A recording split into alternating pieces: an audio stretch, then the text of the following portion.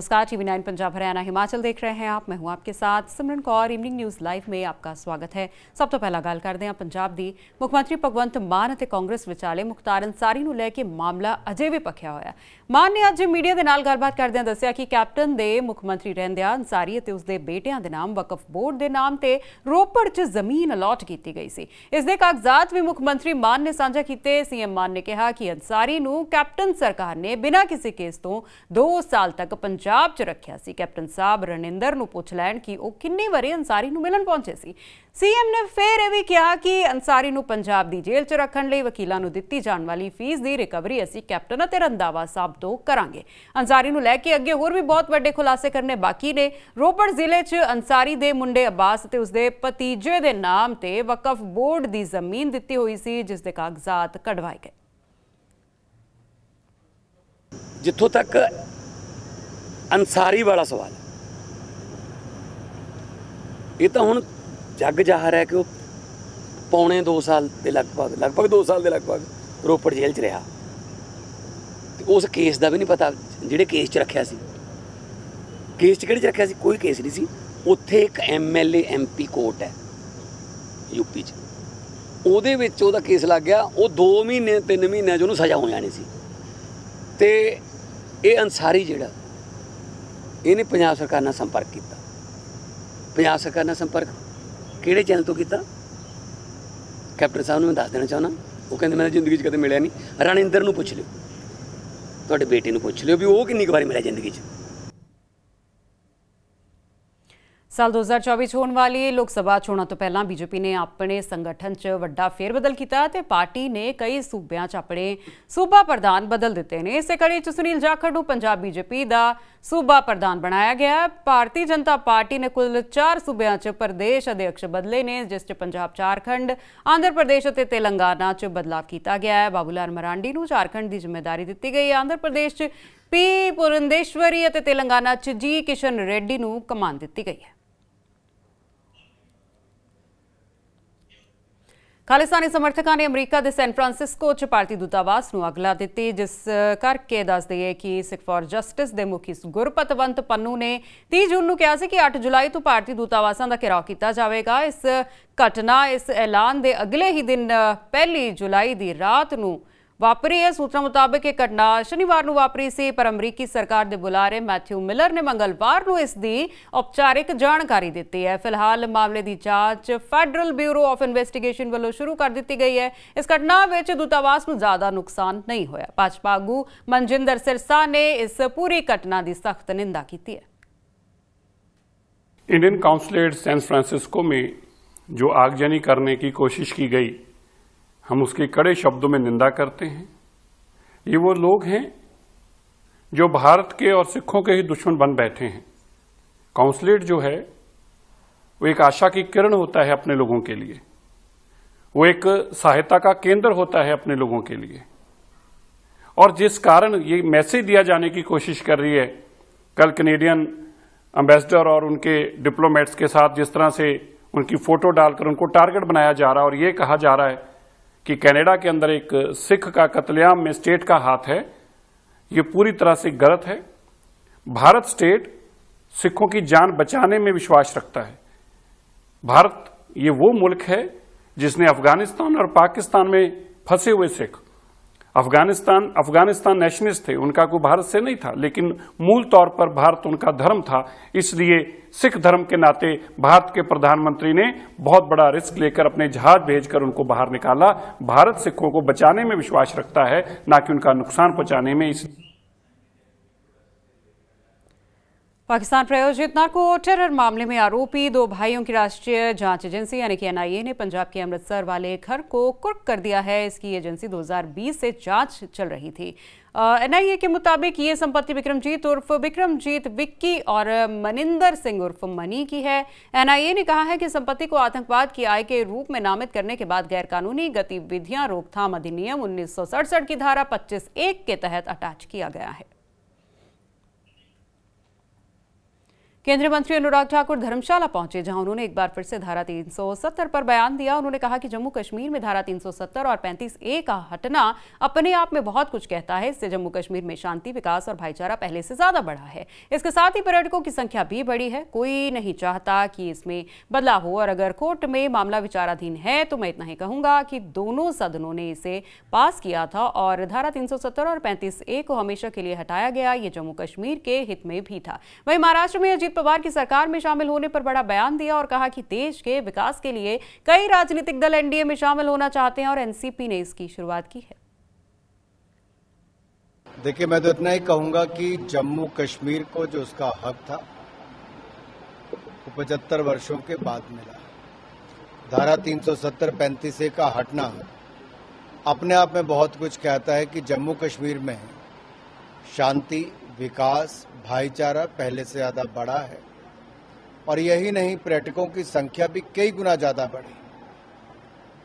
और आंकड़े बताते हैं कि जम्मू कश्मीर अब पथराव की घटनाएं बंद है, आतंकवादियों के खिलाफ कड़ी कार्रवाई हो रही है और पर्यटक और निवेशक जम्मू कश्मीर का रुख कर रहे हैं। कोई नहीं चाहता कि इसमें बदलाव हो। जहां तक न्यायालय में बात है, अगर कोर्ट में मामला विचाराधीन है, मैं तो इतना ही कहूंगा दोनों सदनों ने इसको पास किया था। धारा 370 35A को सदा के लिए हटाया गया और ये जम्मू कश्मीर के हित में था। हरियाणा की कैबिनेट मीटिंग में कई अहम फैसले लिए गए, जिसमें हरियाणा एसजीपीसी को लेकर अधिनियम 2023 को कैबिनेट में मंजूरी दे दी गई है। इसके अलावा विधवा और निराश्रित महिला पेंशन योजना से आय मानदंडों में बदलाव और 60 वर्षों से ज्यादा आयु वाले लाभार्थियों को वृद्धावस्था सम्मान भत्ता योजना में संशोधन को भी मंजूरी दी गई। वहीं हरियाणा के मुख्यमंत्री के मुताबिक 45 से 60 साल तक के लोगों को पेंशन योजना पाइपलाइन में है और जल्द ही पेंशन शुरू करने की तैयारी की जा रही है। साथ ही हरियाणा के सीएम मनोहर लाल ने चुटकी ली है कि ऐसे लोग अपनी एसोसिएशन ना बनाएं और एसोसिएशंस का नाम भी बदल लें। धर्मशाला में सेना की अग्निवीर भर्ती के दौरान अभ्यर्थियों के मेडिकल रिकॉर्ड को लेकर बड़ी धांधली सामने आई है। इस मामले में कांगड़ा पुलिस ने पठानकोट निवासी एक व्यक्ति को गिरफ्तार किया है। कांगड़ा की एसपी शालिनी अग्निहोत्री ने बताया कि पुलिस की टीम एक हफ्ते से राजस्थान और पंजाब समेत अन्य क्षेत्रों में तैनात रही, जिसके बाद एक व्यक्ति को गिरफ्तार किया गया। बहरहाल गिरफ्तार व्यक्ति को धर्मशाला लाया गया है और पुलिस की टीम आगे की पूछताछ कर रही है। इधर जो रैलीज हुई है उनकी क्वेश्चनेबल हमारी एंट्रीज हैं और वो इन्वेस्टिगेशन का विषय है। इसके अलावा जम्मू में रैली हुई है और इसी दौरान जो है रैलीज जो हैं वो इंदौर में भी हुई हैं। तो फिलहाल हमारे पास पंजाब की कनेक्शन में हमारे पास कुछ एविडेंस है, जम्मू की कनेक्शन में कुछ एविडेंस है और फर्दर इसी दौरान जो यही ग्रुप है, क्योंकि ये अंतर्राज्यीय ग्रुप है और राजस्थान तक इसमें जो लोग इन्वॉल्व पाए गए हैं, तो उस पर अभी हम कार्य करेंगे और मुझे लगता है कि इसमें अभी फर्दर इन्वेस्टिगेशन में जो अन्य जो इसके पहलू हैं या इसकी रीच अन्य किसी स्टेट में हो, उस पर हम आगे फर्दर करेंगे। अमरनाथ यात्रा 31 अगस्त को रक्षाबंधन यानी कि श्रवण पूर्णिमा वाले दिन छड़ी मुबारक पूजन के साथ समाप्त हो जाएगी। ये यात्रा सर्वप्रथम भृगु ऋषि ने की थी। अमरनाथ यात्रा की सदियों से परंपरा चली आ रही है। दर्शनार्थियों और साधु महात्माओं का एक विशाल समूह हर साल श्रीनगर से रवाना होता है। समूह के साथ शैव्य निर्मित दंड भगवान शिव के झंडे के साथ आगे चलता है। इसे छड़ी मुबारक कहते हैं। हैं कि यात्रा अति प्राचीन है।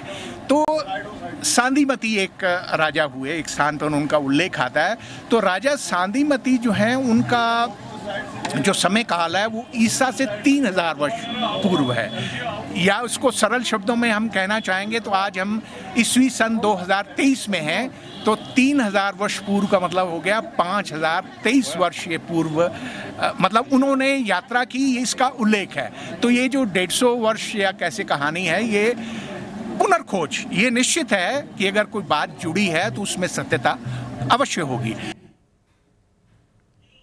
बाबा अमरनाथ की पावन यात्रा के दौरान श्रद्धालुओं के लिए खाने पीने के साथ मेडिकल व्यवस्था का भी इंतजाम किया गया है। रामबन में तीर्थयात्रियों के लिए मुफ्त चिकित्सीय सुविधाओं का प्रबंध किया गया। इससे यहां आने वाले तीर्थयात्रियों को सहूलियत हो रही है। उनका कहना है कि मेडिकल की व्यवस्था से अगर किसी की भी तबीयत खराब हो रही है तो कैंप में बने सेंटर से ट्रीटमेंट ले रहे हैं। हमारे पास जो अमरनाथ यात्रा की फैसिलिटीज़ डिस्ट्रिक्ट रामबन के लिए टोटल हमारे 19 सेंटर हैं सर, जिसमें लॉजमेंट सेंटर्स भी हैं और लंगर्स भी हैं। मेन हमारा यात्री निवास चंद्रकोट जो है वहाँ 24/7 हैं, जहाँ हमारी डॉक्टर्स की टीम बैठी हुई है और एम्बुलेंस सर्विस भी हम प्रोवाइड कर रहे हैं सर। वहाँ हमारा फ्री मेडिसिन हर लंगर में हमारे मेडिकल स्टाफ बैठा हुआ है, तो फ्री डिस्ट्रीब्यूशन ऑफ मेडिसिन हो रही है। ये हमारा लांबर बनाल में वहाँ भी हमारा मेडिकल टीम्स बैठी हुई हैं 24/7। डॉक्टर शिफ्ट वाइज वहाँ बैठते हैं, मॉर्निंग वेट नाइट में हमारे डॉक्टर्स आते हैं। लांबर्स में हमारे पास 3 लंगर्स हैं और एक लॉजमेंट सेंटर हमारे पास 6 हैं वहाँ सर। तो उसकी बीच में अगर कोई प्रॉब्लम हमें आ जाती है, कोई सीरियस पेशेंट हमारे पास आ जाता है, उसको हम डिस्ट्रिक्ट हॉस्पिटल के लिए रेफर्स कर देते हैं, तो फिर डिस्ट्रिक्ट हॉस्पिटल वाले उसको ट्रीट करते हैं सर वहाँ। तो उसके बाद हमारे ECG फैसिलिटी हमने चंद्रकोट यात्रा निवास में रखी है। ऑक्सीजन कंसनट्रेटर्स हमारे वहाँ अवेलेबल हैं, हर फैसिलिटी हमने वहाँ अवेलेबल रखी हुई है सर।